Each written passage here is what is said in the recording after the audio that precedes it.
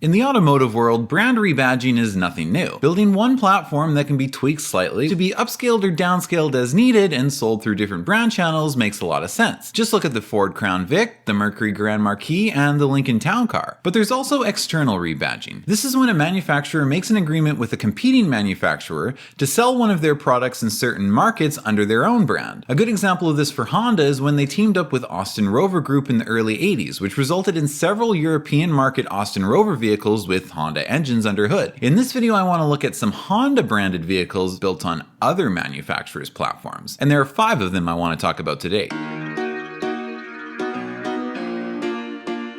By the late 80s and 90s, almost all manufacturers had jumped on the SUV bandwagon. There was a rapidly growing demand for SUVs that were capable both on and off the pavement. But Honda, compared to its competitors, was very late to the SUV game. Honda, especially back then, liked making front-wheel drive compact cars, and they were very good at it. Unlike Toyota, Nissan, Isuzu, and Mitsubishi, Honda has never really made a capable off-road SUV. No, get that out of here. So in the 90s, Honda started striking some deals so they could at least have some sort of SUV to jump on the bandwagon with. Now we're going to talk about Honda's American market SUV rebadges in just a moment, but this first vehicle was for the Japanese and New Zealand markets, and was another example of Honda's cooperation with British automaker Rover. Going on sale in 1993, it was called the Honda Crossroad, and I probably don't have to tell you that it is a rebadged Land Rover Discovery. Even by rebadging standards, changes from the Discovery model were extremely minimal. Despite the H badge, all Crossroads were powered by Rover's 3.9-liter V8. Unfortunately, the only time you'll ever see a V8 engine in a Honda product. I won't pretend that I know enough about Rover products to speak intelligently on how reliable these engines are or aren't. I'm just saying that these were being dropped into Japanese market Hondas at a time when Honda was really at its peak of reliability and build quality. Like the Discovery, the Crossroad was initially sold in 3- and 5-door variants, and featured these fun little jump seats in the back. The interior was 100% Rover. I couldn't find much in the way of good interior pictures for the Honda version, so we'll just look at some Land Rover pictures. In 1995, the Crossroad was updated with dual airbags, standard ABS, front and rear roll bars, and a revised dash and grille. The 3-door model was discontinued, and a new ES trim level was added, featuring leather interior, dual power sunroofs, and separate rear climate control. In 1996, Honda announced a 25% price reduction for the base model, presumably to help offset Japan's hefty taxes on engines exceeding 2 liters of displacement, but this came with some equipment cuts as well, which included removing the rear jump seats. The Crossroad would be sold until 1998. By that time, Honda finally had their own SUV to sell. The Crossroad name would be resurrected in 2007, but that's a completely different vehicle and is actually a Honda, so it's not relevant to this video.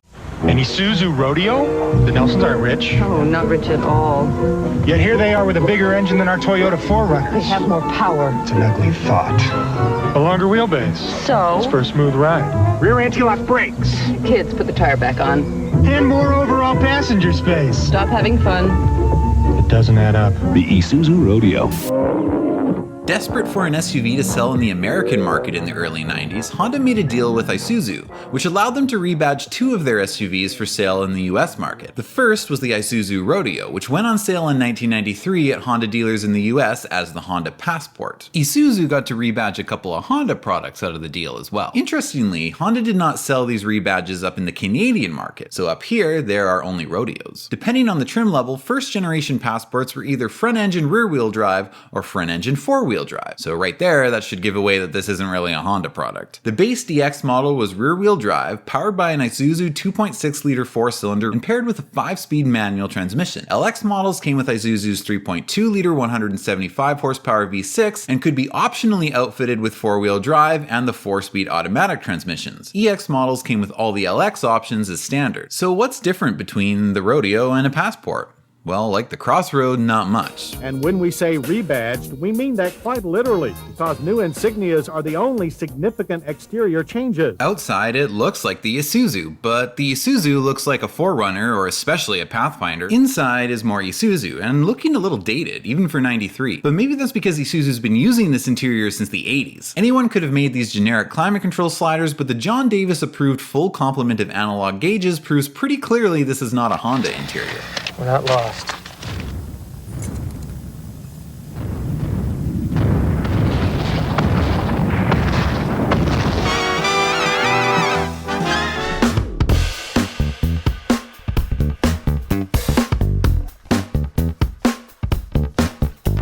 In 1995, the interior was significantly revised. The radio was moved up and the dash was much more 90s modern, with larger controls, easier to read gauges, and now had drivers and passenger airbags. In 1996, the 3.2-liter V6 got a power increase up to 190 horsepower, and four-wheel drive models could now be shifted on the fly. By the way, I love that with the exception of the EX model, you could totally get these with a stick. I approve. For 1997, the DX trim and the four-cylinder engine was dropped, making all future Passports a V6. For 1998, the Passport, or perhaps I should say the Rodeo, entered its second generation. The upgraded 3.2-liter was now dual overhead cam and made 205 horsepower. The body and interior was restyled, and it really looks like a Pathfinder now, just saying. I love that there's still a manual transmission option, but unfortunately the full complement of analog gauges was gone. And we can't blame Honda, they are gone from the Isuzu too. Jesus, this looks like a Pathfinder. Interestingly, the trim level now decided where the full-size spare was mounted, with LX models retaining the swing tire carrier mounted on the rear, and EX models, that's a Pathfinder, and EX models banishing it to under the cargo area. In 2000, a new EXL trim added leather interior and a CD changer. They also inverted the front turn signals and called it a facelift. The final model year was 2002, by which time they had the Pilot to replace it. When it comes to an SUV with a little bit of off-road capability, there's nothing too much wrong with the Passport. They were decent little 90s SUVs. They just weren't a Honda.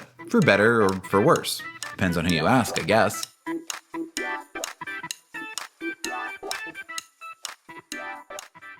Hi, want to save $2 million? It's easy. Just buy 1,000 Isuzu Troopers at $13.5 million, and generous factory cash can help you save $2 million. Of course, you could buy just one and save up to $2,000, but remember, the more you buy, the more you could save. The all-new SLX from Acura. The true definition of luxury. Yours.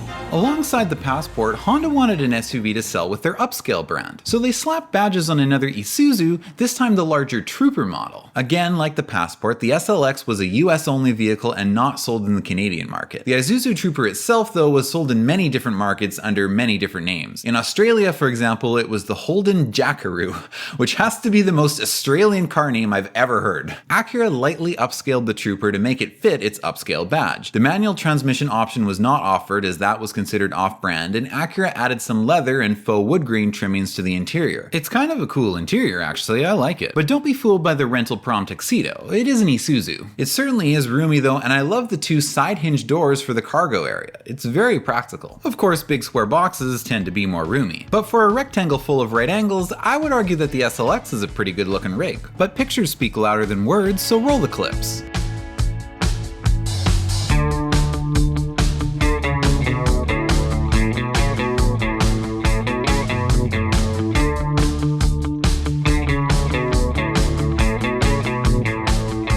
For the first two model years, the SLX used the same 3.2-liter single overhead cam V6 from the post-refreshed first-generation Passports, the 190 horsepower one. In 1998, this was upgraded to a 3.5-liter dual overhead cam engine, making 215 horsepower. The SLX didn't sell particularly well though, perhaps partially due to a 3-star crash test rating which didn't line up too well with Honda and Acura's image at the time. There was also a rollover controversy, which I'm not going to go into detail about, but basically Consumer Reports rated the Trooper, and by extension the SLX, an unacceptable rollover risk. Although Isuzu took Consumer Reports to court and argued that their drivers were maneuvering the vehicles in completely unreasonable ways that no normal driver would ever do, unless they were a Dodge Ram owner. Unfortunately for Isuzu though, they weren't able to prove that Consumer Reports knowingly published false information, and thus lost the case and an estimated $240 million worth of SUV sales. The final SLX model year was 1999 and would shortly thereafter be replaced by the MDX. That's unfortunate. I think I'd take an SLX over just about any MDX. So which do you like better? The rugged Trooper or the upscaled SLX? You know, you could get the Trooper in a manual. One thing's for sure though, Isuzu had the better commercials. The Impulse and Trooper 2 also come with factory incentives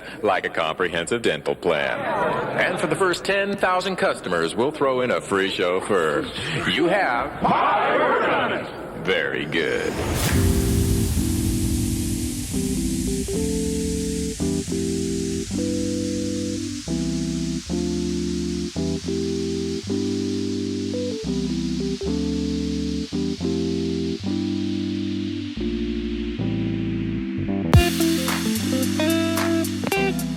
So if you're one of those Honda fans that have been asking, sorry, I gotta shut this commercial off. What even is it? Put the Isuzu guy back on. That's better. So if you're one of those Honda fans that have been asking for years, when is Honda gonna make an EV for the North American market? Honda has been pretty late to the party in launching a full mass production EV for the US and Canadian markets. Now look, I'm not an EV fan at all, so I'll acknowledge my bias right off the bat, and for the sake of this video, I'll refrain from giving you my anti-EV lecture. But for those of you who do insist on buying an EV and you want Hondas, well, it's not here yet, but the Chevrolet Blazer EV is. And for those of you on the wait list for the new Acura ZDX EV, there's plenty of Cadillac Lyriqs available. You see, the Honda Prologue and its upscale sibling, the new Acura ZDX, are just another pair of rebadges. They're built off of GM's third generation battery electric vehicle platform and thus share this platform with a multitude of GM vehicles, and are most closely related to the new Chevrolet Blazer EV. While it does share the same chassis and subframe, the exterior is made up of its own unique sheet metal, and the interior design is mostly Honda, although it does share a number of generic GM parts bin knobs and switches with the Blazer, including the climate controls, steering wheel stalks, and even the steering wheel. But to be clear, I'm not saying that that's necessarily a bad thing. Just because the Honda Prologue is a GM product under a very thin disguise, that doesn't automatically make it a bad car. I already said I kinda like the old Passport and the SLX, just because they're rebadges doesn't make them bad if the car that was rebadged was a good car to begin with. And we just don't know yet if the Blazer EV is going to be a quote-unquote good EV, if there is such a thing. Just because they've already had to halt production once due to software battery issues and charging problems doesn't mean anything.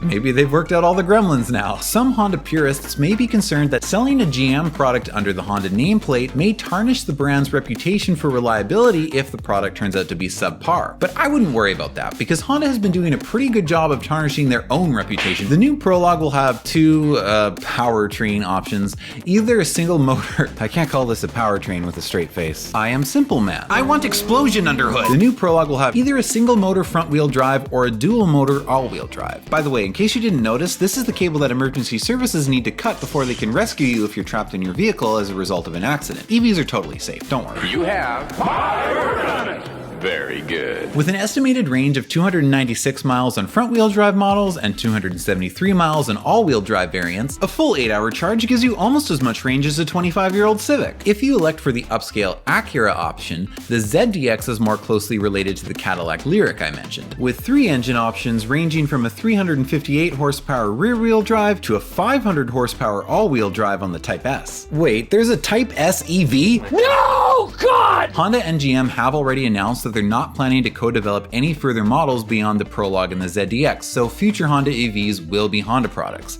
and Honda is already working on them. So I guess only time will tell whose will be better. As you can probably tell by what I drive and the nature of this channel, I like old cars, so you'll never catch me in an EV, but let me know what you guys think.